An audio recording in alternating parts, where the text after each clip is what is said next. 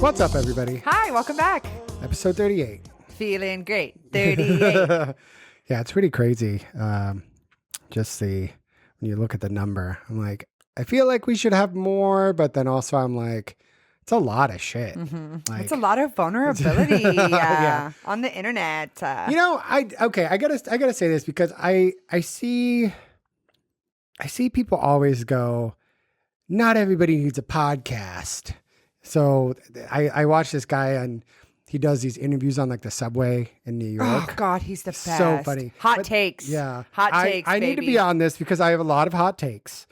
But somebody recently was like, not everyone needs a podcast. And like the guy was like, disagree or whatever. And the person is like shitting on people with podcasts. And I'm like, having a podcast, sure, it's like, oh yeah, let me shit on people that podcast. But like, do you know the fucking work it takes to do a podcast? Mm-hmm. Anybody that has a podcast. I don't. This is true. Because if Alexa's like, oh yeah, everyone should have podcasts. But like, first of all, you have to meet up with these people or record at home. So everybody has to be doing the thing. You have to have topics to talk about. You have to be passionate about something. You have to make sure no one's here. Right. Yeah. So that way, you have the right acoustics. Yeah. I remember we were trying to film and then Greg was doing yard work and turned on the water, which is right there. And we're like mid podcast and we're just like, that's fine. Just mow the yard. It's cool. But yeah, it's like, I just hate that we're just shitting on people that want to share their knowledge. Mm-hmm. What you hate is people talking to you about it at parties. No, what you hate is when the reason why people don't think everyone should have a podcast is because there's not a lot of people don't have podcasts to teach something. Right. That's also true. That's the big, we don't have a podcast. We're funny as fuck. True. But when we started this podcast, it was after I almost got murdered on that date to Seattle. And I said, hey, I love other podcasts that I listen to that are funny, but also give me some kind of knowledge that are teaching me something or, can make me feel better or feel relatable. Where a lot of what you see on Instagram, and we've said this about people we know, a lot of people just say things for the reaction. Yeah. That's true, it. True. You have a lot of people out here who have never been in therapy. And it's unfortunately, it's a lot of men. It's a lot of white men, which God bless. We don't need to hear your opinions through a microphone. We already know what your opinions are. Yeah, and just because you have a microphone doesn't make you important. Yeah, I agree everybody should have podcasts, but like I'm really I'm over like the bros, like all these like this. Oh my God. Guys think. Hold on. Oh my God. Did you hear about the guy who talked about, I think it was reverse podcasting? Where he goes, I feel like, we should do this, but without microphones. So I feel like we should get together. We can get together. We can talk about stuff. We can tell stories, but no microphones. And then someone retweets it and goes, homie just found out about hanging out. Yeah. Yeah. Oh God. Yeah. There's a lot of people out there that want to act like they know what a man is. So like I always see stuff kind of float through my Twitter and it's just like all these dudes and sometimes it's comedians, but they're all acting like they know what it's like to be a man. And so it's dudes just talking about guys being dudes, being bros. Yeah. And it's like, you don't know what it is to be a man. Your grandpa is telling you what it is to be a man. Your dad, So all these people are like, they just sit around and shit talk like, the way you get chicks is like this. And it's like, no, it's not. Do you think girls are like, oh my God. Oh, he's like, it's so dumb. But you get all these guys who are like lonely or maybe don't have girlfriends and they start subscribing to this idea. Alpha male. Oh, the alpha. Oh, this shit's all stupid anyway. It's not. Yeah, it's not a thing. It's not even real. But they're like, oh, these betas. Oh, these beta men. I'm like, beta. Fuck. Shut the fuck up. It's so dumb. Like, oh, I just like all these guys want to sit around and act like stuff's not gay. And like, I'm a man. I'd never do that. But then all these comedians now, Bert Kreischer and then Stavros. They're all doing all these photo shoots like naked and calendars, and like they're totally subscribed to this whole like, you know, Bert will be like, have a cloth in front of his wiener, be like, come see my new tour. And you almost get to see the wiener. But then like, I love that like, you know, people are like body positivity and people are like excited.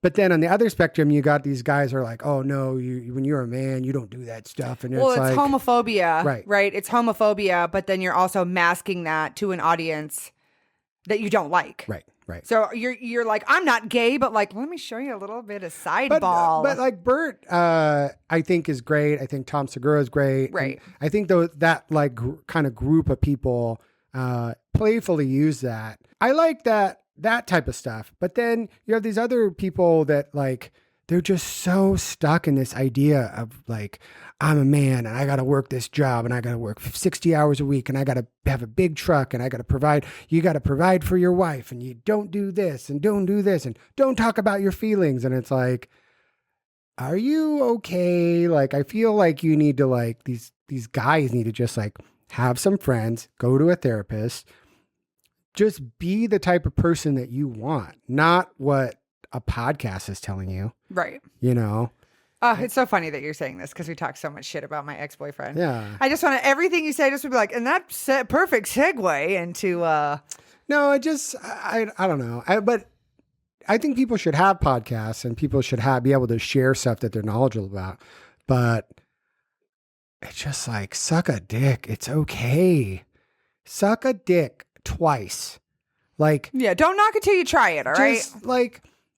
And then I feel like people need to be more supportive of their friends. Mm-hmm. Like if a dude wants to be gay, just that's what we're getting at though, right? We're getting at the masculine, like that you have to be masculine, you can't be feminine at all. And if you show any kind of bit of femininity, that automatically makes you gay. Right. When it's actually like for me, like I would love to date someone who is more in tune with their feminine side than being a fucking asshole. Right. There's a difference. Right. So girls have said, guys just hate women. Right. If you hate women and you don't like anything that women do, you might be because you're not supposed to be hanging out with women. Right. I have a question. So girls will tell their best friend everything. So like if I go have sex with a guy, I'll be like, oh my God, girl, he had a freckle next to his booty hole, right? Guys don't do that. Let me rephrase. A lot of straight men that I have inquired from would never, ever share any of that intimate details. I don't know. I feel like gays do, but I don't know if straight people do. No, I can tell you they don't. Because I would think that guys would be like, oh yeah, this chick, and you know, but I don't think that they look at those details as like share worthy. I think that they just want to have a number, you know. Oh, I hooked up with this bitch last night, but I think them sharing sexual stuff might be gay to them, or like, I don't know. I watched this thing the other day where I think it was a couple of guys from Insane Clown Posse. They were on the Tom Segura podcast, whatever. And they have a thing with being airtight. Have you heard about this? I've never heard about this before. But I guess it's when you have a dick in the vagina, the butthole, and the mouth. Because that means, and they call it being airtight because that means all the holes are, you know what I mean? Like, what about your ears? Well, I mean, maybe they plug them. I'm like, that sounds, that's the loophole. They're like, all right, we got all the holes now, cover the eyes and put the ball sack on the eye. Yeah, 2 thumbs and an ear. That's so stupid. But they just joke about that all the time. So they always ask like, but they had asked like the 2 Insane Clown Posse guys and they're like, they just could not fathom the idea of 2 guys being in a girl at the same time. They're like, that's gay. And it's like, you're having a 3-way with a woman and that's just like off limits. So you're saying that because I have my pee-pee next to another man's pee-pee that's going in a girl, right? That's gay. Yeah. It's like insane. And I think Clown Posse. Yes. God. Give me a tally mark, baby. God, Legs. it's so funny. Man, I mean, that's like, great. it's just, and again, people are subscribed to whatever, but like the fact that like, I don't know, 3 ways, it's like, whatever, who cares? But like, it's just like, there's like so disgusted, like, oh no, like, I could never, oh my God, they'd be like so gay. Like, Show me your search engine. Show me your Pornhub yeah, search. and it's like, I think the same with politicians. I think every politician's search history should be available online. Like every fucking thing you search should be visible to people. Everyone's devices should be mobilely remote managed, if you're in so the I government, can see your shit. I should be able to log on and to see exactly what you're looking at on your fucking personal phone, baby. Show Otherwise, what the fuck? Oh, otherwise, what do you got to hide? Yeah. Probably some gay shit. Probably gonna go smoke meth with somebody. And then you sit around and go like, oh no. There's somebody like a pastor was on this movie, Jesus Camp. And apparently, I don't remember what ended up happening, but this dude saw this movie and was like, hey, that's the guy that I sleep with, I have gay sex with, and he comes over and we smoke like meth or whatever. I remember that. And it's like, yeah. But then he's continuously voting down gay this, and oh, gays are bad. And he's like, what the fuck? Anyway, I just think it's weird that guys get so hung up on the gay thing. You know what I mean? Mm-hmm. Why? What is so awful? Oh, your legs touched while you were banging a girl? Like, it just the fact that like they could be gay is so mortifying. But that comes from their dads and their grandpas beating this into them that like, when you're fucking a chick, you better not have a dude in your house because that's gay and you don't want to be gay. And they're like, yeah, okay, dad. And they're like, you don't even touch another man's leg. And so they're just like beat into them that like, if any of this happens, they're just upsetting their dads. Every guy out there is trying so hard to impress their parents. Well, and that's why a lot of bad stuff happens to a lot of kids because they're too scared. And a lot of bad stuff happens to people or to children and they're too scared to say anything. Yeah. It's fucking insane. Yeah. But it just, I don't know. It's just so weird, like how people like are kind of raised and what they think and undoing all of that programming that people have been, for 20, 30 years. Well, I think therapy is okay now. I think because therapy is so popular that people are actually able to like process stuff. Mm-hmm. And you have a lot of kids who, when we grew up, now we're adults. So we're teachers, we're therapists, we're people, they say be the adult that your little self would find comfort with. And I think about that a lot. I think about that a lot while I'm at work. I think a lot about that like while I'm out and about.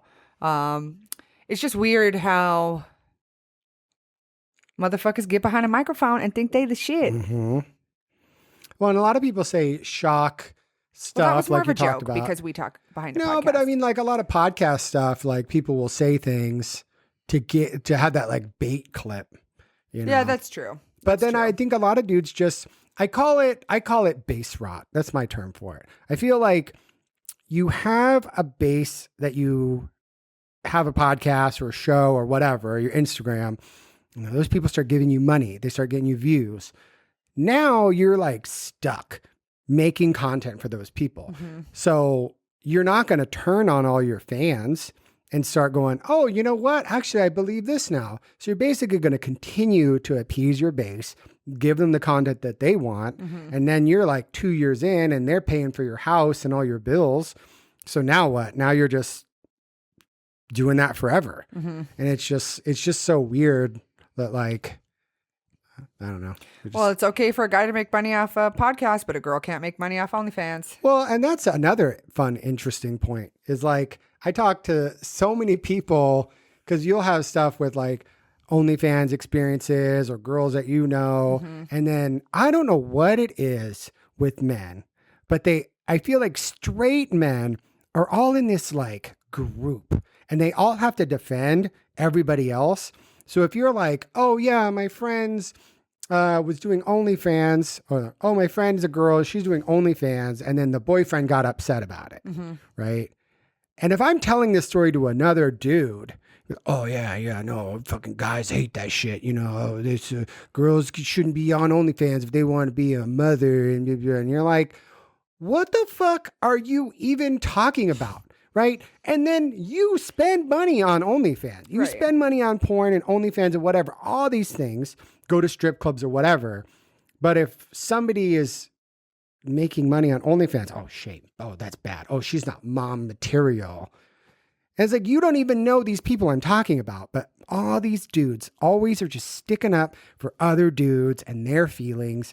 And I'm like, and the woman is always like in the wrong, no matter what it is. The girl's always, oh, she shouldn't have had OnlyFans, or she shouldn't have done this, or she put herself. And I'm like, why is it that all men feel like they need to stick up for all other men? Like, oh my God, what would happen? Or people get really mad when, there's a healthy relationship, but a girl does OnlyFans. Be like, "Brr." Someone said, yeah, everyone subscribes to your girl for $5.99. I go, yeah, and who's getting taken out to steak dinners? He is, baby. Money is like that. It doesn't matter. Like, you guys are putting money in the pot. And if he's cool with it, it's because they're at home laughing at how fucking stupid you guys look. They're at home laughing because you're talking to actually someone who works for her, that literally this person gets paid, probably a dude, gets paid to answer the messages. You're not talking to her. Oh, you think you're cute? You think you're special? No.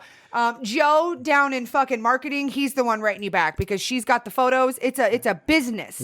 You fucking idiots. Well, and you just like, I don't understand why it's okay if a dude is doing it.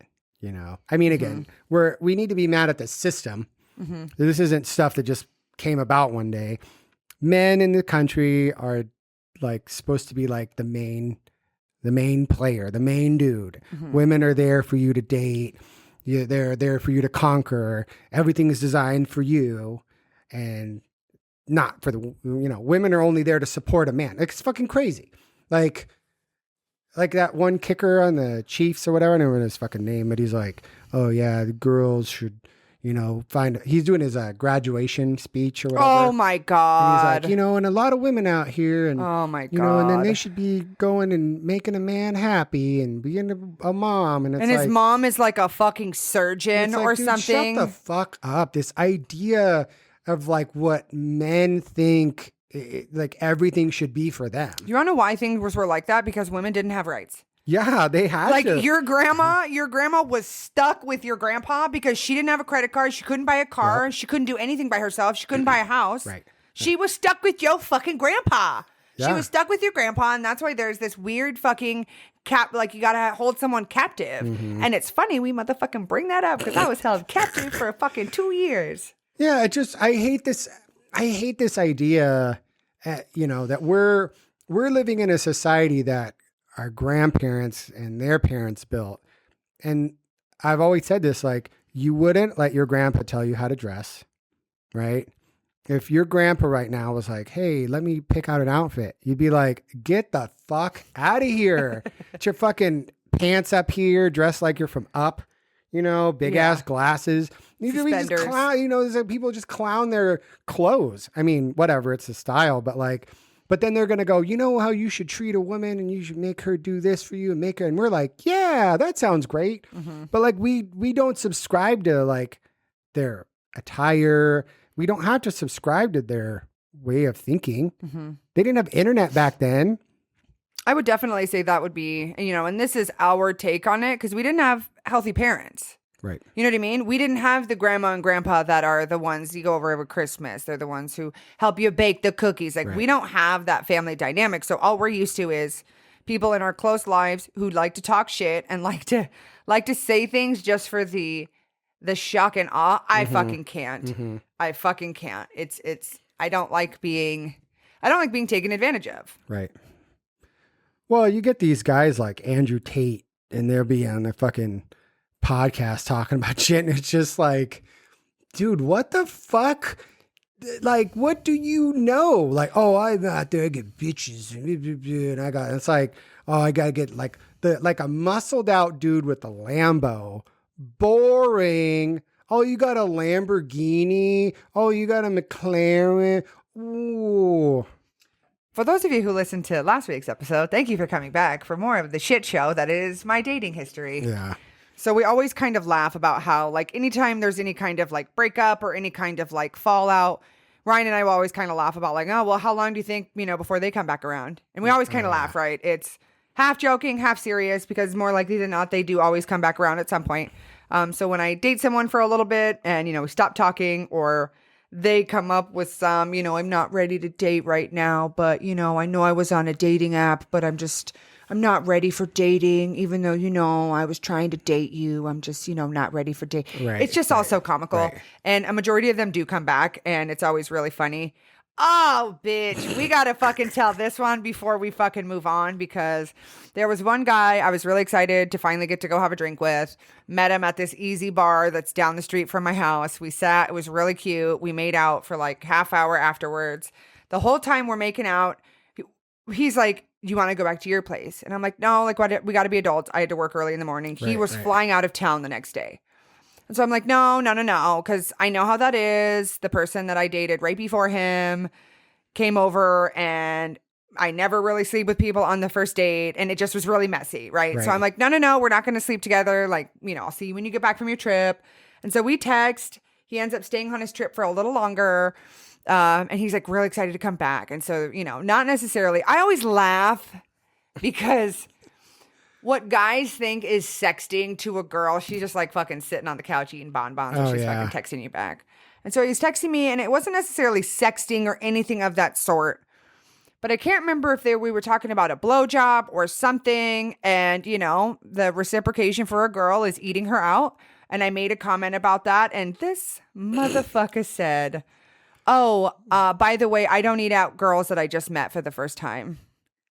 Line break. Next text message. But you could still give me a blowjob, though. Can we edit in the cricket sound right here? Because that's some crazy shit, dude.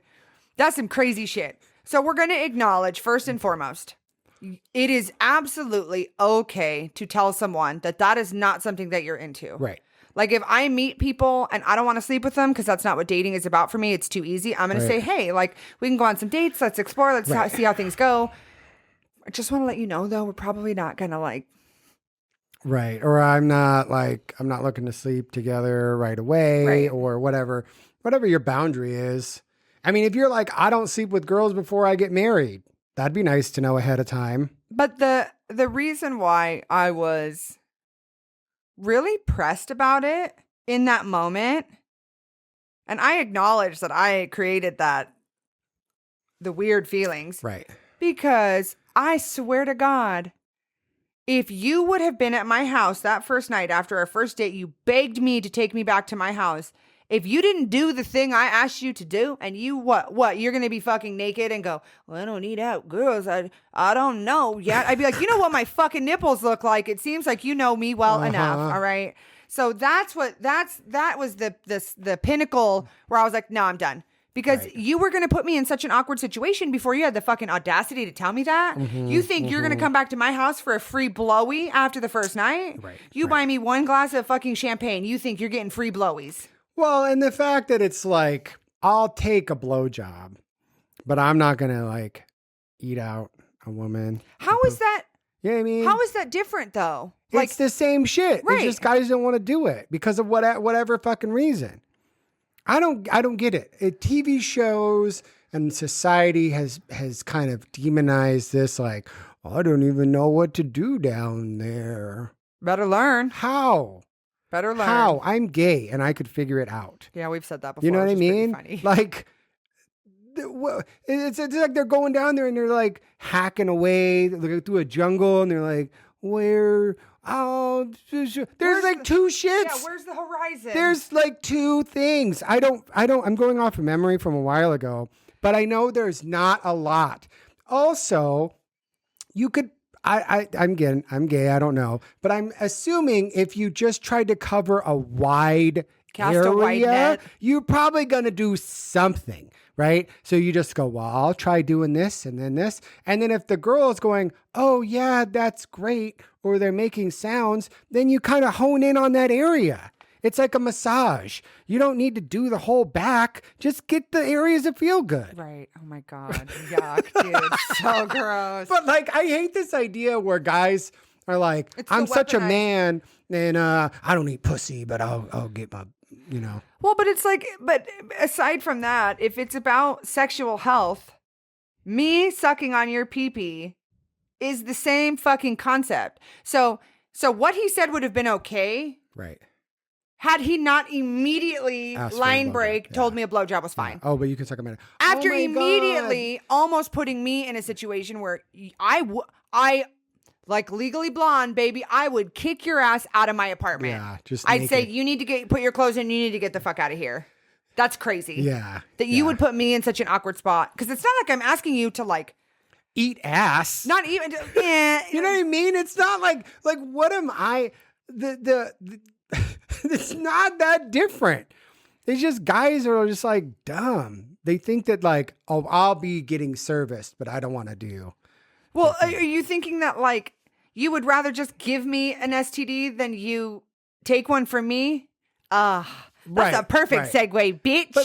But like sexual health, like, oh, my vagina is so dirty. Oh God, let's not get that by your mouth. But oh, my wiener's really clean.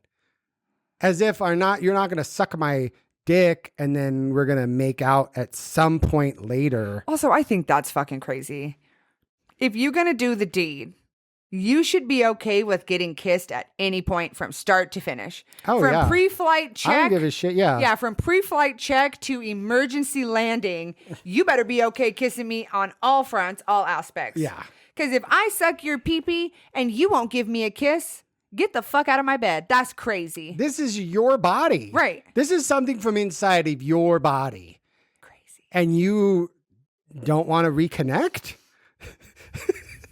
You don't want to say hi? You don't want your need cooties a back? Farewell? Oh my God. I had this dude snowball me once. What's that? Okay, let me tell you this story of just how me talking got me into some hot water. Okay, so we had this bear event in Portland, and basically we're all these like, chubby bearded guys get together, and they have like different events. But like, I think me and my friend had been trying to hook up at some point, and we're at this hotel, and we're like in his room, and I think we're going to do stuff. I don't know exactly what we're going to do. But then he had mentioned snowballing, and I was like, oh yeah, no big deal or whatever. And I just like, I don't know what I signed up for. You know what I mean? And sometimes I'll agree. Somebody will say something and I'll be like, oh yeah, not thinking that they're going to implement this thing they just talked thinking about. You're giving them the launch code. Yeah, right. I'm just like, oh yeah, sure. And so he gives me a blowjob, and then I'm done now. And then he made out with me right after and passed the material to me into my mouth. And I was just like, like, so it's not, I was not ready for it. But in that moment, I was like, yeah, that's because I totally said it. That was cool. Like, yeah, you know what I mean? In that moment, I'm like, you gave consent. You like, prematurely gave consent that you didn't know what you were consenting. He wasn't like, hey, let's do this, or would you be okay? I think I had just like brought it up, or just somehow like it just came up in the conversation. Right. And then he took it upon himself to do that. And I remember in the moment, I just was like, all right, that's happening. And I don't know how to feel about this. And that's happened to me a few times where I just like somehow just kind of go like, I bring something up or whatever. And then dude's like, oh yeah, you must be into that. And I'm like, no. But then I'm also like really nice. Like, what am I? I'm not, I'd be like, blah. So yeah, that's my snowballing story. If anybody asks if you like snowballing, just be sure to say you're not sure. Yeah, just ask for more clarifying questions. Yeah. Because I think guys are like, oh, he must be bringing it up. And I think I nervous talk a lot sometimes, or if I'm in like a situation where maybe I talk about things. So then people go, oh yeah, maybe I'll implement this. If it's an actionable item. I don't know. I hate this idea that like woman's body is just so gross, you know? Yeah. And I think that that's also kind of plays into, I can't remember, was it after Disneyland when that happened? Was it before Disneyland? through dating the dum-dum. I can't remember when it was. Again, it's all I think it was probably after. It's all mushed together. Yeah, but I can't remember if that was after he packed his shit up and moved out. Maybe. I think so. I think it was so, after. yeah. And we had kind of rekindled things. Again, you're not done until you want to be done, because I'm still in the thick of it. Right. And I remember he went and got a new doctor. He went to do all of the things, like got tested or whatever. And so I remember we're eating dinner. We're like, I can't remember. I think we're watching the last episode of Last of Us or something. I can't remember what, but it was like the last like episode or two. And so he got a phone call from the doctor, or got the voicemail. And then it turned out to be something where they were like, hey, there's something with your test results. Can you give us a call back? And so he's immediately like, again, very easily clocked. Energy shift where I'm like, what's going on? Right. And so he like won't talk to me about it. And so I don't know if it was the next day. Again, I probably got blocked for a couple days, but he finally ends up telling me that he tested positive for chlamydia. And we had been together for like 6 months, 7 months at that point. And so now it's basically like the Spider-Man meme where we're both like pointing at each other. Because for me, when I'm in a relationship, I want it to be nice and pure. And like for me, I like can honestly tell you and our 28 listeners that wasn't in that relationship to cheat on him. Like I loved him. He was lovely. We had such a cute little relationship. So I thought. Right. And so he just thought that I was sleeping with him and cheating on him. And I just was like, I immediately owned up to it. And I went, well, I go, to be fair, I slept with quite a few people before he and I started dating. Like I had slept with probably like 3 or 4 beefy dum-dums who were just really hot, but really stupid. Before you guys had been together. Before I had even met him, before he even existed as a profile on Hinge. Right. Slept with a couple people. And at that point, I'm just like, whatever. So then when he and I started dating and we clicked and we started, narcissistically dating for however long that was, I basically was like, hey, it could have been for me. So I remember going in, getting tested immediately after. And they basically, like Planned Parenthood or whoever will tell you, like, if you've slept with someone who has it, you have it. Yeah. Like, we're just going to treat you as if you have it. We don't need you to take tests or anything. So I take the P test. They just give me the medication because they're like, you're already sleeping with someone. So I'm sitting in there and I'm just like, fight or flight, just like, okay, could you get chlamydia? And I'm running through all of the fucking options. And I go, can you get it like from the gym? A toilet seat. Literally, I go, can you get it from like a dirty frat house toilet seat? And she goes, no. And I go, can you get it from the gym? She's like, no. She goes, you only get it from sexual contact. Right. And so I'm like, woo-saw, bitch. I'm trying to like chill out. And so then he goes through his medication. I get medication. He has to get some stuff. They offered it to me. Planned Parenthood was like, do you want something to give to your partner? Right. And I wanted to be like, he's not my partner. Right. Just my on again, off again. But they asked me, I'm like, hey, they're going to give me stuff that you take, every day, whatever. There's a couple of different medications you can get. He got one, I think, where you take it once. Yeah. Or you take it twice. Like a gonorrhea, I think, is a shot. I think there's some that are pills, like antibiotics. Chlamydia was you either get like a 1 dose or you take it twice or you take it every day. So I took it every day for 2 weeks. Dang, that sucks. I hate antibiotics and stuff. They make me crazy. So we go through all of that, on again, off again, horrible. But he didn't even help or give a shit. I remember. Yeah. Like, he went and got his meds and then didn't even give a fuck about you. Right. Didn't come over, didn't take care of you. You were feeling shitty, like, did nothing. Yeah. And I think they had even offered him meds or something. I remember. For me, and he didn't get them for me. He was like, nah, we're good. Yeah. Like, that's crazy. He goes, I told them you were going to go figure it out. And I just was like, all right. And still in the haze of just the fucking emotional abuse. So I would have just taken them and I would have been like, oh, you're going to go in, so you get some and I'll just keep these around. You know what I mean? Guess, like you don't need to turn down a thing. Like you could. We're doing it to be spiteful. Well, yeah, you could have taken the meds and then been like, hey, so I have chlamydia. Do you want to take these that I got? Right. Or do you want to go in and get your own or whatever? But like, To just be like, no, I'm good. It's just so rude. But the doctor, she was really lovely, and we kind of went through all this stuff, and she's like, is your partner sleeping with anyone else? And I'm like, not that I would think of. He's a fucking loser, and he's not very cute, and he's balding, so I don't know why he would be sleeping with anyone else. Couldn't be. So I asked her a couple different questions, and I just was like, I just am trying to find reason and trying to find logic that, two people could have chlamydia but not be cheating on each other. Right. And she goes, she said that she had a few patients where they had gone undiagnosed for like 10 years with no symptoms. Because I didn't have any symptoms, right? You have no symptoms. And I just remember it being so awful. Did it, go back, get tested after a while. Everything's good. That's why you need to go get tested so you have a baseline. Because you don't get, just because you sleep with someone today doesn't mean you have chlamydia tomorrow. It has to percolate. Yeah, that's true. And so through the turmoil of like him blocking me and him being like, hey, do you want to come over after work? We can snuggle. You want it. So basically it was like hey, do you want to come sleep with me when you're done with work? And so when you're being emotional. This was after? Yeah, this was probably I wouldn't say recent because it hasn't been recent, but that was like some of the last interactions that we had. Because I wasn't going to tell you and I wasn't going to tell the best friend, but you can change locations of certain devices. So that way people who have your location think that you were in one spot and not another. Right. So if I have a little iPad moment and I'm like, hey, this is now where my location is. You can go do all your little shady shit, right?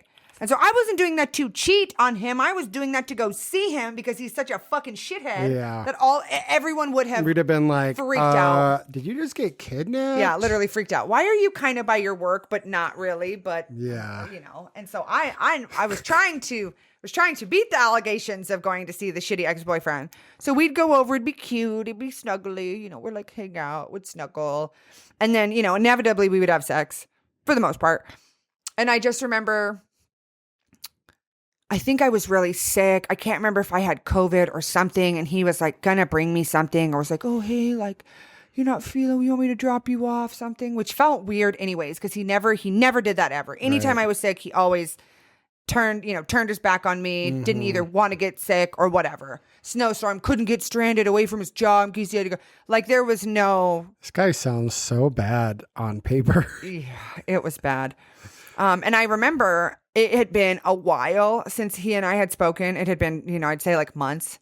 And he had texted me and was like, hey, like, you still want to hang out, whatever. Like, I'll come hang out with you. And, it's very much like, hey, I'm trying to get my dick wet. Right. And so I remember sitting in the car and a thought came over me and I go, hey, my sexual health is really important to me. I haven't been with anyone since you and I stopped seeing each other, but I just want to let you know, like, my sexual health is really important to me. And I would hope, you're being honest or whatever. And I swear to God, he goes, well, since you brought it up, I do want to let you know I have slept with someone else.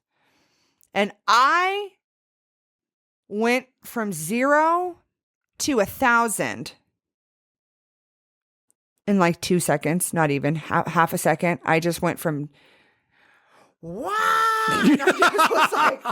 I was so mad. And I called him when I got inside and I just was like, what was going like, and I just was so upset because sure, we weren't together, right? That's not the problem. The problem is not that we weren't together. The problem is that you were banging someone and then still having unprotected sex with me. Right. I don't know if you used a condom with them. You never offered once with me, literally ever. So what would make me feel like that's what you're doing with the other person?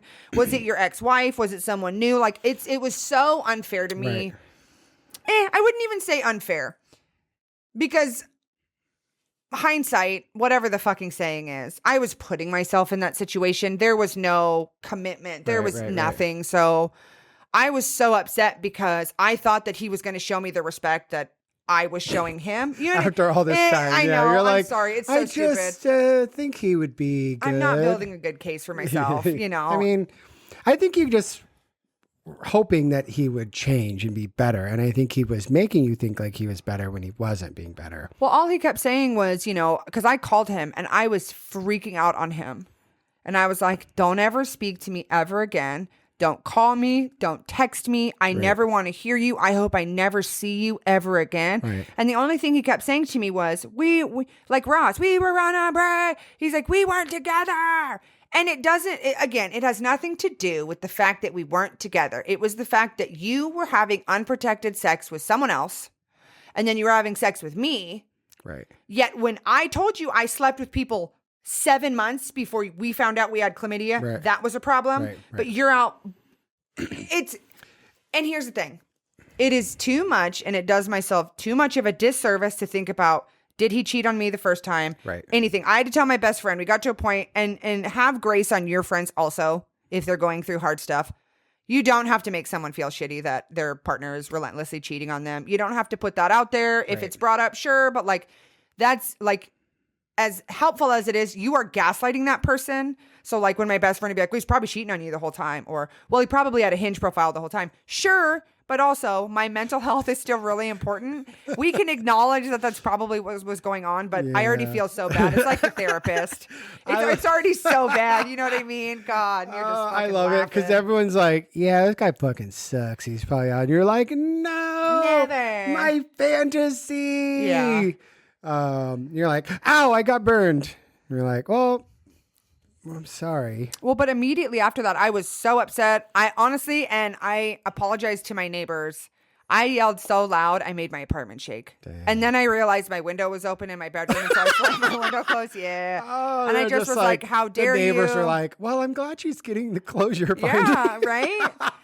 I was just After so 3 disgusted. years, the guy's like reading his book, and he's like, babe, I think Alexa's finally she's finally leaving him. Because STD or something. Yeah. Okay, go back to reading my book. So it was That is so hilarious. You're just like walking your dog, and you're like, you motherfucking gave me chlamydia. No, because it wasn't even, it had nothing to do with the STDs. But then that to me admitted guilt. Yeah. I was like, if you just told me you slept with someone, I go, that means that you probably gave it to me in the first place, and you were gaslighting me. So I was so upset and so uncomfortable. I went and got tested. And you have to wait for the results. And so it's like a week, and I'm just like, sucks. Panicked, right? And so then they're like, hey, we're going to do a blood test and a pee test because pee test is fast. One of them's faster than the other. No, because blood is for syphilis, and then chlamydia, I think, is pee, and I think gonorrhea is also pee. They do they test you for both. So they make you pee, and they also take your blood. Yeah. So I peed, and they also take my blood, and I can't remember, you get one back faster than the other. Mm-hmm. So for whatever reason, I was at work, and I got like a little My Chart email just passed down, and I'm like, oh my God. And so I'm like, I can't do this now. And so talking to the best friend, driving home. And then I remember I got the email. So as soon as I got home, I go, okay. I was like, okay. I was like, let's do it. I'm going to open it. And she goes, okay. And so I opened the test results, and it said HIV negative, gonorrhea negative. And then chlamydia had a little fucking exclamation mark next to it. I'm like, oh my God. I'm on the phone with my best friend. I'm just like, oh my God. And I'm immediately like hot. And so I open it, and it says chlamydia positive. And I was like, this motherfucker.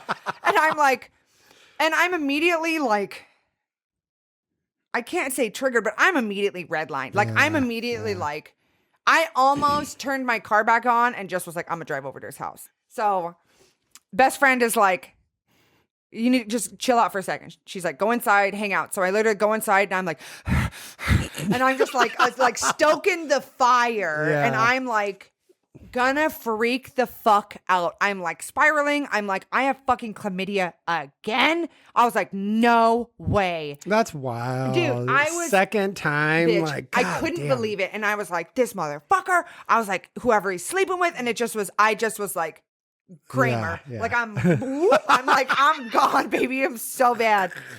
And so I'm talking to my best friend. I'm literally going pee, sitting on the toilet. And she goes, are you sure? Like, are you sure everything's cool? And I'm like, I'm gonna go break his windshield. I was like, I'm gonna go light his car on fire. I was like, so, because it just was like so uncomfortable, but then so validating. Yeah. But then also like, it just was like an amalgamation of the worst, most intense feelings you could have. Yeah. Disappointment, sadness, anger. It's like Inside Out. You got all the people in.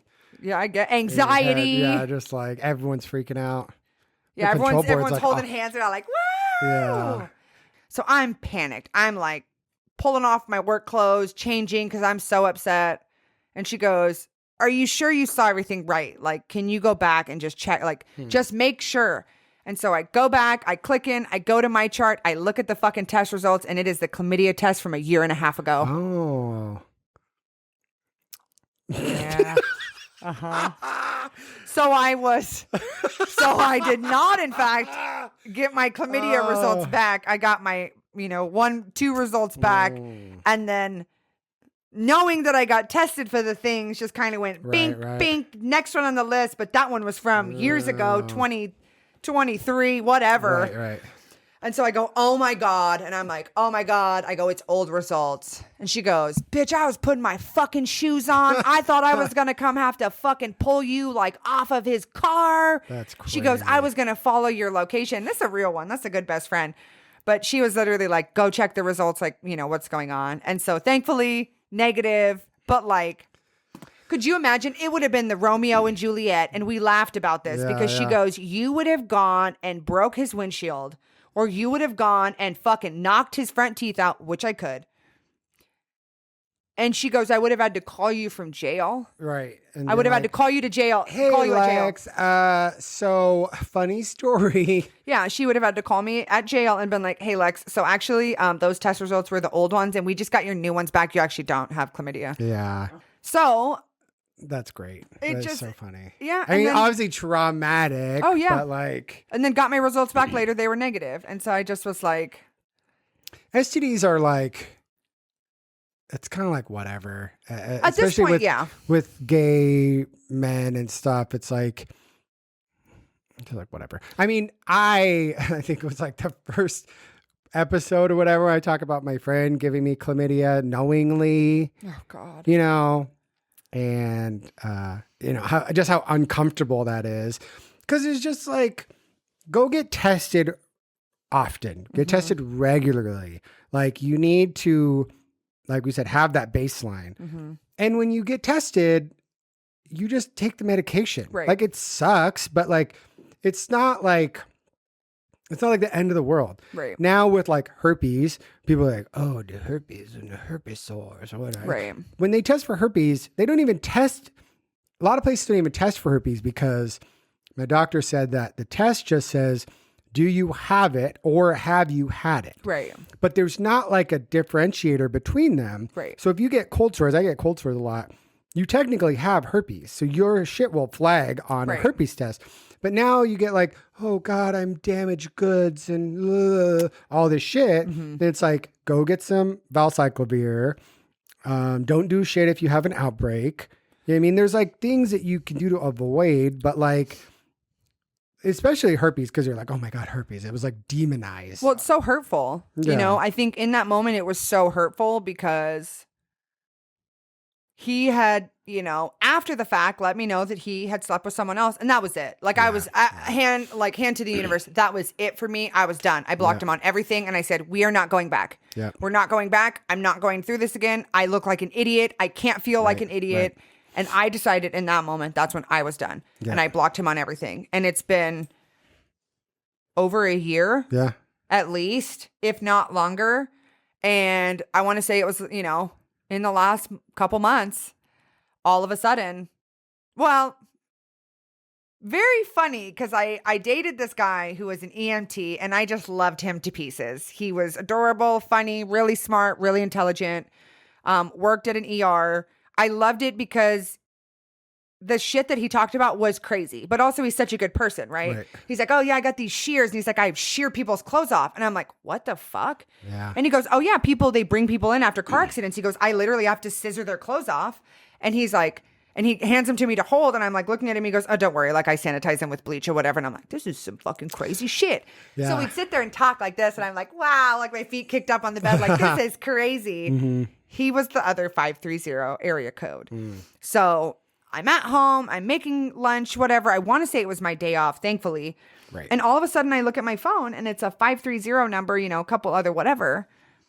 And I think it was like a horse emoji or I think it was like a horse something, right? I knew immediately. I go, well, it's one of my two favorites. I'm like, is it the good one or the narcissist? Right. Is it Grey's Anatomy or fucking 90 Day Fiance at that point, like just the color gray. Oh God. And so I'm like I know it's my ex immediately. Yeah. Like, as much as I want to joke that it was going to be the EMT who was just adorable and wonderful, I knew it was my ex. And I am immediately, I don't know if I called you first. I think I called my best friend first. I think I called her first because I'm not talking to her on the friend. phone and I'm pacing back and forth. I'm like immediately triggered. It is an immediate trauma response. I had blocked this guy. I didn't want anything to do with him. And the fact that like I call her and I'm like, bitch. And I'm freaked out and I'm just pacing back and forth. And she's like, are you okay? And I was like, I'm pretty sure the dum-dum just texted me. And she was like, how? And I go, I don't know. And she goes, wasn't he blocked? I go, it's from a different number. Right. And she goes, so we came up with the conclusion that he either was using a fake number generator, right? Or he got another fucking SIM card. I'm not stupid. Yeah. You're dumb enough and have enough money from your fucking parents that apparently you don't like, but pay for your fucking credit card bill, loser, to where you would have money to be able to just add a number to your phone so you could text me off that other number. Right. I am immediately panicked. Why? Because this guy treated me like shit. He ruined my Disneyland trip. Right. He fucked someone, unprotected sex, and then continued to have sex with me. No, I can't do it. Yeah. I can't forget that. I don't care if it's a lot of trauma. It's a lot of shit. And so it's like. But no amount of time necessarily heals that. Yeah. Like, you did something unforgivable. Right. That's it. Breakups don't need closure as much as we tell ourselves we need them. Everyone's like, oh, you should still be friends. It's like, who gives a fuck? Well, for the last... You made the decisions. You I gave you so many chances. And now you're going to stroll back in like everything's fine. Yeah. And I'm just supposed to be okay. It's like, it just doesn't always work like that. It was so bizarre. And I just remember writing him back. And I think I just did a question mark emoji to like the horseshoe. Because that would have been our first date, was at a place that was very like. Okay. So it made sense to me. And I didn't want to admit that like that's what it was. And so I did a question mark and he writes back, it worked, exclamation mark. And to me, I go, oh, it is you, and you are using a fake number, right? I like that shit. So we're just going to roll through the stuff really quick. I would imagine all this time, I was like, you want the closure. You want to hear from someone. You want them to talk to you. You want to like, oh, I'm so sorry for how I treated you. And you want this kind of cinematic closure. Yeah. Girl, that was not what I got. He's like... trying to get me to go to our first date spot, which was at Pope House. He's like, Pope House, question mark? And I'm like, bitch, are you in the same fucking universe? Like, am I being fucking punked right now? Right. Because I literally told him the last time when I fucking spoke to him on the phone, last time he heard my voice, I go, this will be the last time you ever hear from me. This will be the last time. Like, you will never see me again in person. Right. You will never. That is it. I'm like, you thought I was nice before coming back, we're done. Yeah. And it was, I just was like so panicked. I had to take like my strong medication. Oh yeah. My like strong medication. And I was talking to, the best friend about it. And I was down bad for a couple days. Yeah. Cause I could tell it was like, it's bothering you. I was so panicked. You're just like, haven't talked to the student forever. And then he reaches out with some bullshit. Yeah. Like trying to go on just a date. Trying to what? Rekindle our first date? Girl, like, no. Fuck off. It'd have been different if he was like, hey, I've been working on myself and I'm seeing a therapist. He did though. He told me, he goes, hey, but it was all like, if I am sharing this story, let it be for a reason where if this sounds similar to your situation, you can just get the fuck out. Right. Because everything that he was telling me was like a celebration of like how far he had come. I've put on 20 pounds of muscle since you've seen me last. I've been doing XYZ, this and this. I'm going to buy a dog, blah, blah, blah. Like all of these things. And in my heart, where I'm at now in my life, I can genuinely say, I want nothing but for him to be happy. That's where I'm at. Right. I don't, at this point, it has been so long and I have worked so hard that I'm not getting sucked back into that fucking quicksand. Yeah. Again, I'm very firm on what I wanted. I'm like, you don't just get to text me from a fucking separate number. And I go, you have been blocked. And he goes, you blocked my other phone number? And I'm like, and I go, and I use his name. I was like, dum, don't play stupid. You know that you've been blocked on everything. Right. And I go, and that's why when I text you originally, you said it worked. I go, so you're texting me from a burner phone number. You're being, you're trying to bait me. I was like, I'm not doing it. Burner phone number. I don't know what you mean. This is my new number. And I'm like, okay, well, the old number was fucking blocked. So I don't know why. You know you've been blocked. Right. So don't act like you didn't know that you were blocked. And all of this, I'm being baited because every time I go to text him, it is triggering that I think that I'm going to be blocked. Yeah. So every time I send a message back, whether it's a one-word response, in my head, if I don't see that delivered move down to the next text, it's like, traumatizing. And so now I'm like in it again. Yeah. And I was talking to the best friend like a week later and she's like, you have just been through it. She's like, you are just so stressed. And I go, it's because my fucking ex texts me. And she was like, oh my God, I kind of didn't really put that together. And I go, I'm going to be honest because I told Ryan this earlier today. I value my relationship with my brother and with my best friend far more than I value talking to this fucking idiot who has done nothing other than make me cry. That's it. Yeah. And so for me to bait into that, and what am I going to be sitting at home with my legs kicked up on my bed texting this fucking idiot who ruined my Disneyland trip? Yeah. No. Yeah, it's just... So I kept the line of communication open like a little bit because in my head and my heart, I go, let me just see if he's changed. Right. Because all I want is a phone call. Right. You're not going to text me. You're not going to get to Kiki. We're not going to do all the you do not get any part of my morning until I am clocked out from work. Right. Because of the trauma that you've given me before. So I set boundaries. I go, hey, if you want to talk, you can call me. Yep. You can call me when I'm off work. I'm off at 8. Can you stay awake? So the one night that I told him I was going to wait, I go, hey, I'm off at 8 tonight.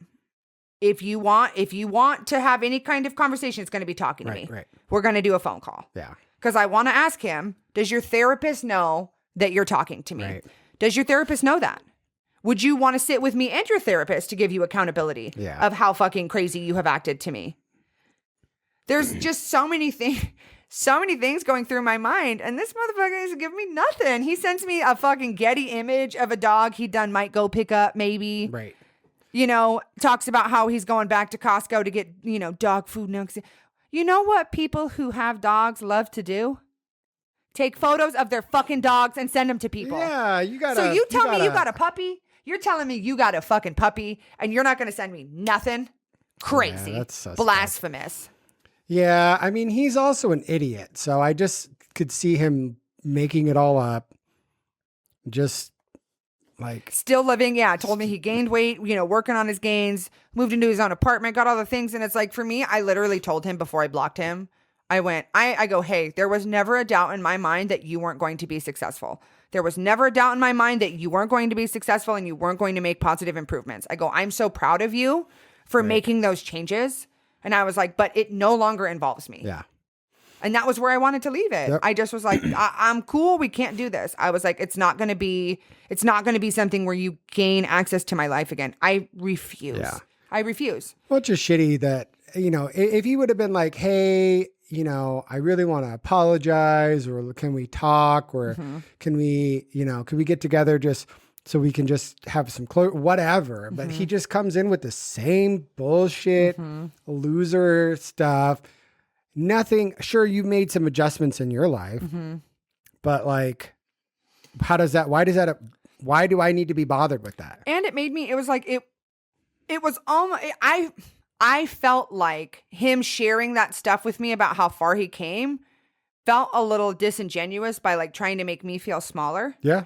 Because I'm still working through stuff. Look at what I'm doing now. Right. Look at how I am doing. And, right. Hey, look at me. I've changed. Like, look at the changes. And for me, I'm like, awesome. Because you would have never had change, done none of that. No gains, you would have done none of that. You never would have moved out. You never would have started going to the gym. You never would have tried to get a pet if it wasn't for dating me. Right. Yeah. If I drop the mic, I can't touch it, but he's such a, but I think you always kind of go like, just you, but people in general, kind of go like, well, I want to see if he's different. Right. I want to see maybe if he's changed. Maybe give me my apology. Maybe he's done some growth. Because sometimes people go like, hey, was an alcoholic and I'm clean now. And Or, hey, I've talked with my therapist. This is something I need to do. Right. I've told my therapist I want to reach out to you. Right. I want to be able to apologize, or I want you to know how I feel. There's ways that you can do that. And I was kind of thinking that was going to happen, holding on to that. Right. And I just find so much reassurance in waiting so long to talk to this fucking idiot and to text him and go, hey, I'm going to be off work at this time. Right. Don't hear from him. I literally stay up. I'm reading a book. It's no big deal. Because in my head, I go, I already know that you're going to disappoint me at some point. So I can't bet too much on this. And I stayed up. I texted him when I got home. I'm like, hey, I'm home anytime you want to call. And then an hour later, I texted him. I was like, hey, I'm reading my book. I'm going to go to bed. Right. Just so there's a timeline. Text me at like 5 a.m. Hey, I fell asleep on the couch and woke up with my phone in my hand. Girl, nobody gets that good of sleep to where you fall asleep from 8 p.m., 8:30 p.m. until fucking 5 a.m. You're a mummy on the couch like this. Oh, no. Please. Yeah. Please. Fuck that. What a loser. So that was really disappointing to have all of that happen. And I literally go, I'm done. I don't want to talk to you. I've told you what I've wanted.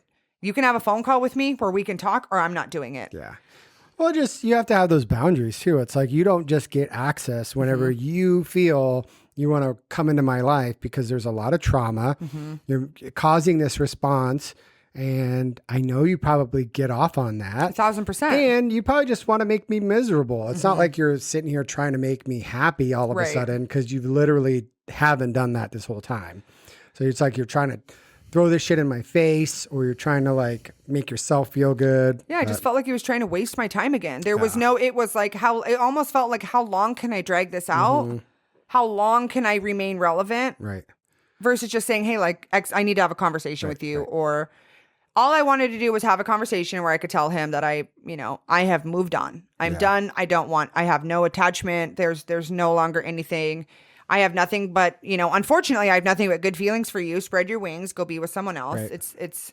I would never, ever, ever, ever, ever, ever be able to have any kind of relationship, friendship, connection with him at all, because I would always wonder about who was the other person he slept with. Right. I would always wonder who it was. I'd always wonder, was it the ex? Was it, someone random? Was it a fling? Was it someone you were cheating? Like, I can't. And because of that, good luck and go bald, bitch. Yeah. Wear a hat. I never really liked the guy. I think, I think shitty people come into our lives to kind of show us what we want, what we need. So it sucks when you have to go through like a shitty relationship, but like the timing sometimes worked. Like it worked for Greg and I, it was like, I think we had both gone through really shitty people. Yeah, and then you found each other. And then we kind of like found each other at the right time, because had we hung out anytime sooner, might not have worked out. Yeah. At any time, like I think I was kind of ready, Greg would be dating somebody and vice versa, or I'd be wrapped up with some dumbass. And so then it's like, I don't know, things just tend to work out at the right time. Right. I mean, it's just shitty, but like, had I not gone through all the dumb shit with this dude I was hanging out with and all the manipulating shit he was doing, I don't think I would have necessarily been ready. Right. So I think I was disconnecting from that. And then Greg and I were hanging out. And so I was like, okay, this is really nice. And I was like, wow, Greg's doing all the things that I want. Right. Like surprising me for a birthday. Like that shit's great. Right. He did a surprise party. He'll take me on surprise trips. I think it was my birthday this last August. He like planned a trip for me, but didn't tell me. And partly I was like, no, keep it a surprise. Don't tell me.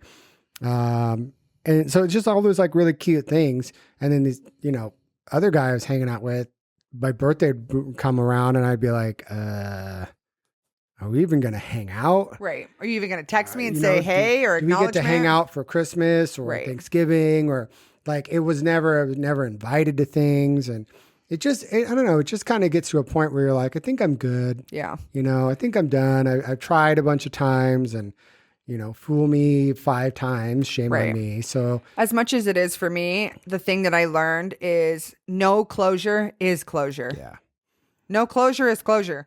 I wanted for so long to have him call me and just apologize for everything that he did. Right.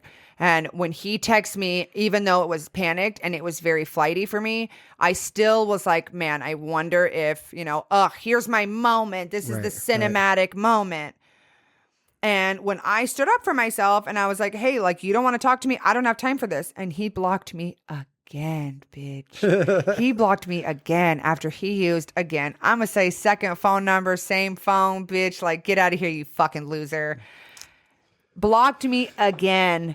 And so something that I told you for the longest time was you love SZA. I physically couldn't listen to her, like any of her new stuff because this breakup was so hard for me. Yeah. And over the last year, 2 years, you're like, you got to listen to her new album. And I'm like, okay.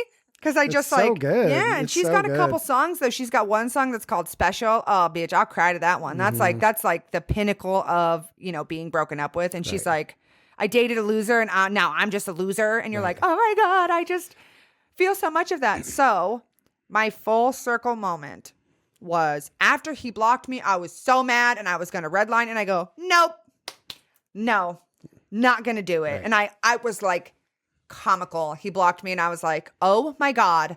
And I like literally looked up at the sky and I was like, thank you.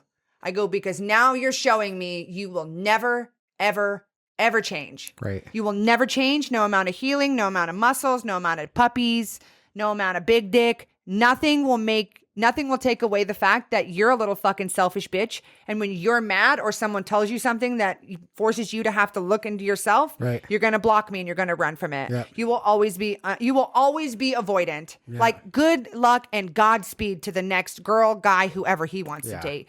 So I basically, instead of blowing up his phone, instead of being gaslit, instead of like being triggered to in my unhealed self, I literally, one of my favorite songs, if I could send the whole album, I would, but I know that he wouldn't listen to that.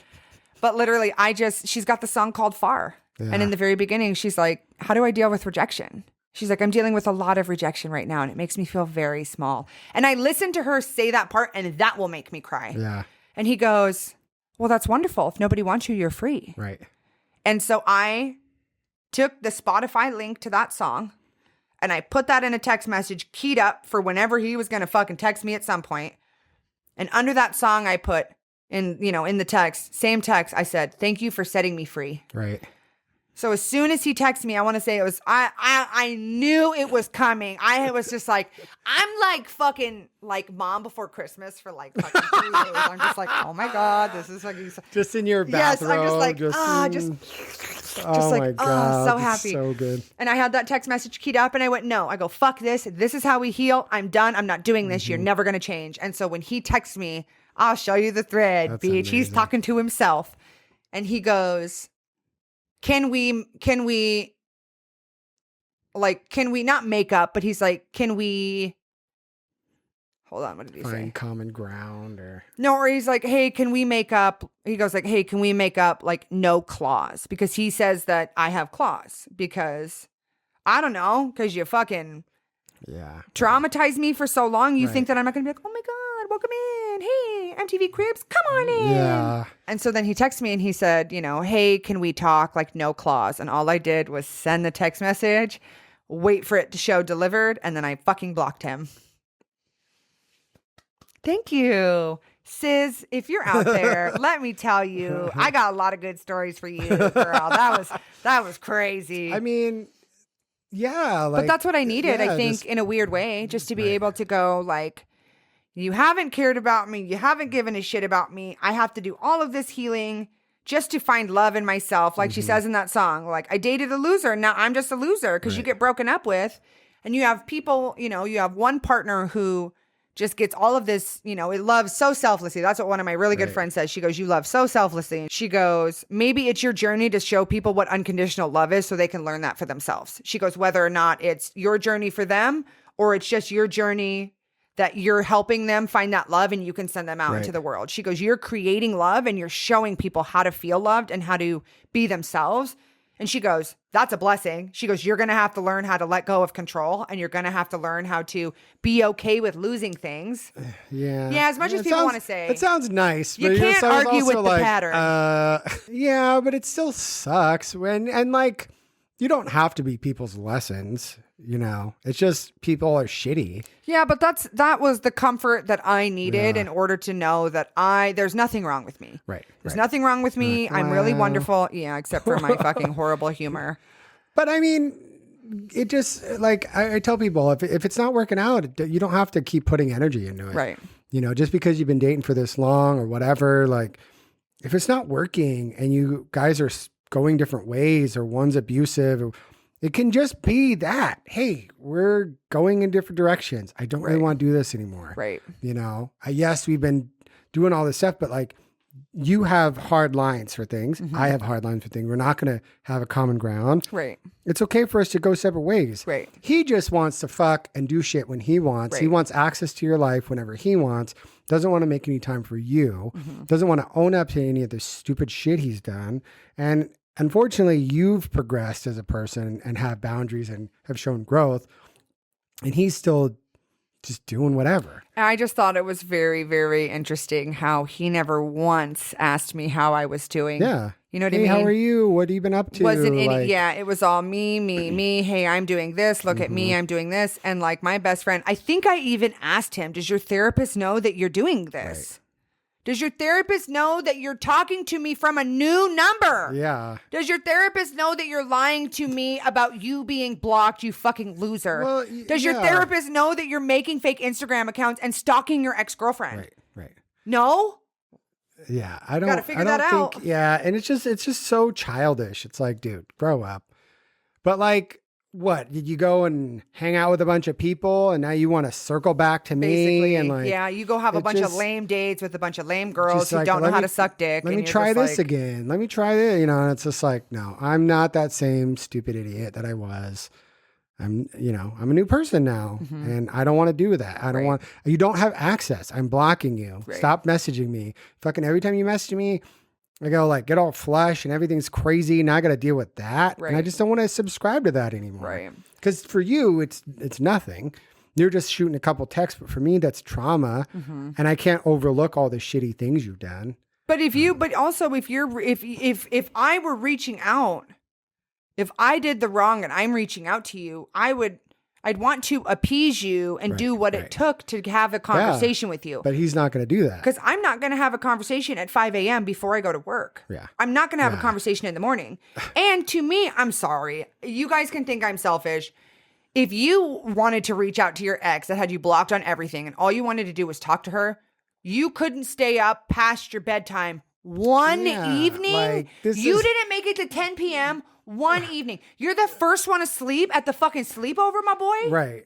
But also like this isn't going to work. Drink a Mountain Dew. Yeah. Just a little Baja. Drink some fucking shit, man. If we can't even get past a rekindling conversation, why are we even, like, our schedules aren't lined up. Right. You're not even willing to make the time. Right. You're just talking about yourself. You don't give a shit what I'm doing. Right. It's like, you just want to come into my life and fucking get the floors all dirty, not, sit on my couch with your muddy ass shoes and then leave.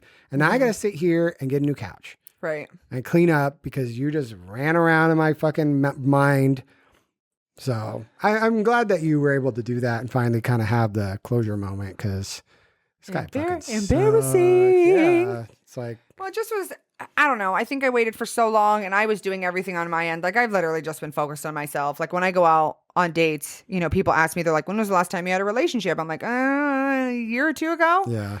And I had one guy, I will say, if you can match with someone and there's a little bit of conversation there, a FaceTime date or a video call date through the app is really fun. Yeah. I've had a couple. They've been really cute, really good time, really good laugh. And then that way you can kind of see the interest, because I feel like sometimes sometimes girls go on dates.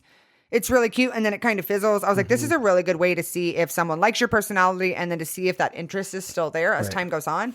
Because we're phone talkers. I like talking on the phone. I like being able to kind of chat about things. If I'm driving somewhere, Right. just catch up with somebody. Right. It's better. It's like easier to get a lot of stuff out than like, how you doing? Good. Oh, what have you How been was up your to? day? How'd you sleep? Yeah. So if you're on the phone, you can kind of talk about a bunch of stuff.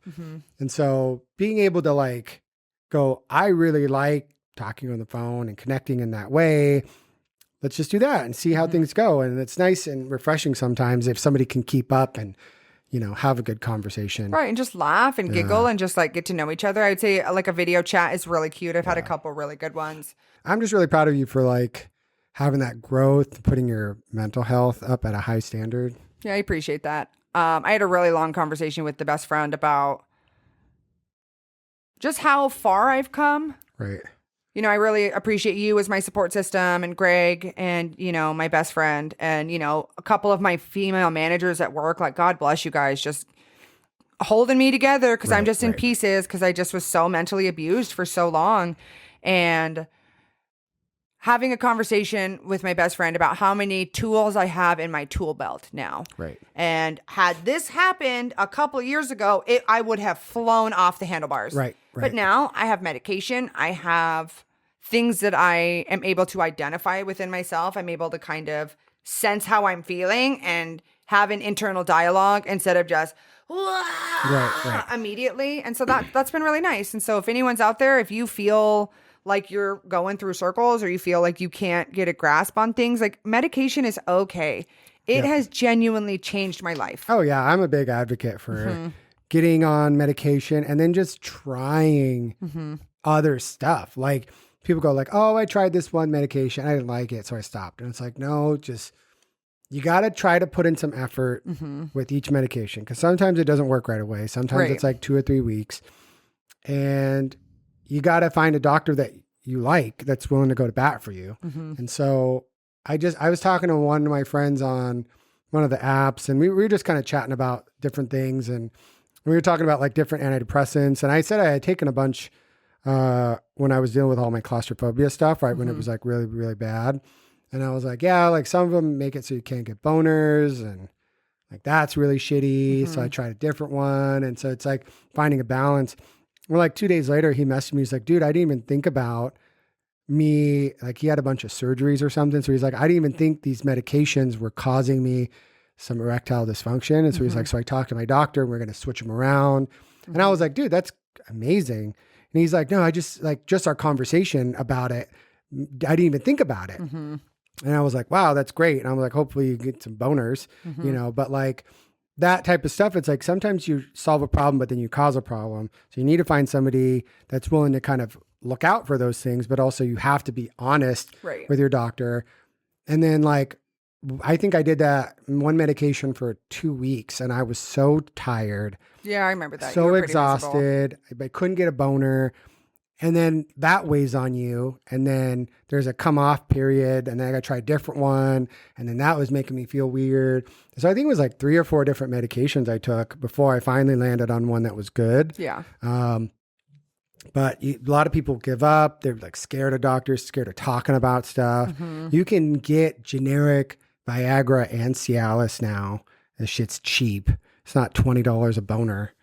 But there's just like a lot of things that you can get. So guys just kind of think, oh, I got to just trudge through because my dad told me, okay, don't go to the doctor, don't go to the therapist. And it's like, well, you can literally go and talk about anything. Yeah, I mean, I remember exactly the moment in time when I was listening to My Favorite Murder and Karen talked about going to therapy and she was describing all of the things that I was going through. She was describing all of like the self-doubt and the judgment and all of the panic and being in fight or flight. And I was literally doing my laundry at Spin Laundry and I'm pulling shit out of the dryer literally. And I go, I have to fucking go to therapy. Yeah. I'm like, this is crazy because she is describing all of the feelings that I have. A lot of, you know, there's a lot of resources. There's a lot of things out there. I'm very blessed for my work that helps me, you know, give me availability to have affordable therapy. But if you're out there and you're listening to this, whether it's your friend, sister, whoever, like we've talked about, like have them listen to this episode. Like or have them listen to any of the episodes. Because I just think that there's something to be said being on the other side of that horrible, traumatic relationship. Like, yes, I am still dealing with, you know, the fallout. Yeah, I'm still dealing with a little bit of the whiplash, Right. you know. It does make dating is different now because now I am trying to put myself in situations where I can experience new things Right. and like work through the Yeah. trauma.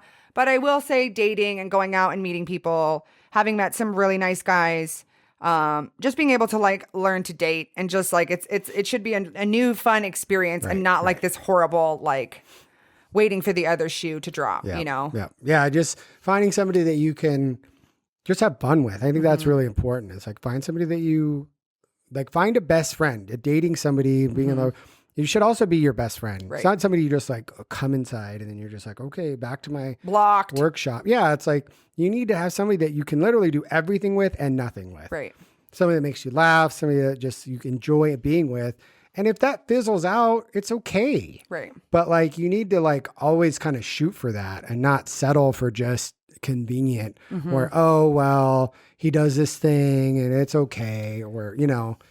Yeah, I'm learning there's healthy ways to break up. Like there was a gentleman and I that were talking, I'd say like a month or two ago, and it was cute. He had some extracurricular things that I probably long-term weren't going to work out for me. I'm very passionate and very direct. Right. That didn't necessarily work out for him. And so just having a conversation where, you know, I kind of felt what was coming because we weren't really agreeing on things too much, but just having a conversation where he's like, hey, like, I don't know if this is something where we are ready to date or you're ready to date or I'm ready to date. And it made me really sad. I definitely told him he was making a bad choice. Right.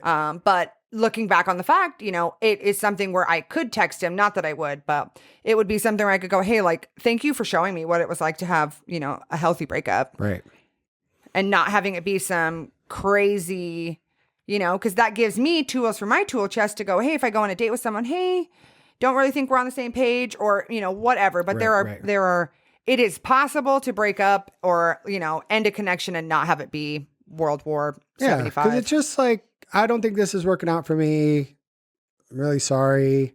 You know, as long as you're kind of honest. I mean, it sucks to like, if you get to be on the other end of that and somebody might be like, well, I really want to work it out. And you're just like, yeah, I'm good. Like, I really appreciate it. Like, it's been fun, but you know, I think we're at an impasse here. And I think that's fine. It sucks, but like, it's not worth being in a shitty relationship for 6 months. And then you go, oh, well, I've been feeling like this for like 3 months. Right. And now it hurts more because you guys hang out more and people have hope for things. So I think just being honest, go to therapy. It's really not that crazy. I mean, and if you don't like it, find somebody else. And medication is great. There's also not great medications, but you won't know because everyone's different and you have to try them. Yeah, and just be supportive of your friends, be supportive of your family. If someone's trying something, like, support them in their decision. I think that that's something that's really kind of up in the air right now. It's like, if you want to do medication, like, be supportive. I work with a couple guys that are fucking miserable. Yeah. They're miserable, and all I want is for them to just try and be like, yo, try this. Yeah, you need to go tell your doctor. You need some lamotrigine. You're going to start 5 milligrams. After 5, it's going to be 10. After 10, you're going to get 50s. After 50s, it's going to be 100. You need to try to take this because your brain is convincing you of shit that is not real. Yeah. Yeah. And like therapy is kind of like you got a big ass closet full of shit and you know it's there, but you don't know what to do with it. And so therapy is like you're opening up the boxes, you're talking about it with somebody, finding out if you need to toss it or not. Right. And then you're like, okay, I'm going to keep certain things out of this and I'm going to put it back. Or maybe you're like, I'm not really ready to go through this box yet. Right. And so basically you're just kind of going through, talking stuff out. It's not like you're a shitty person. Right. It's just allowing you to mentally go through traumatic events and things, process them that with somebody, and then you can kind of like let that go. Right. You can go like, okay, I talked about it. Or you get the validation from someone that the stuff that you thought was horrible and crazy really isn't horrible and crazy. Right. We are our biggest critics. Yeah. We're so hard on ourselves. And I think that that's something that has been brought to my attention recently is that just got to cut yourself a break, you know? Well, yeah, we learned a lot. This guy sucks, but we finally got to talk about him. Yeah, we learned a lot today, like checking the timestamp and date of when your test results were sent in. Yep. Jesus. I know. And don't talk about snowballing. Yikes. Unless you want to get hit in the face with one. Snowball fight! All right, guys. See you next week. Bye. Bye. Oh, do you have to clap? Oh, yes. Ooh. That was a good one.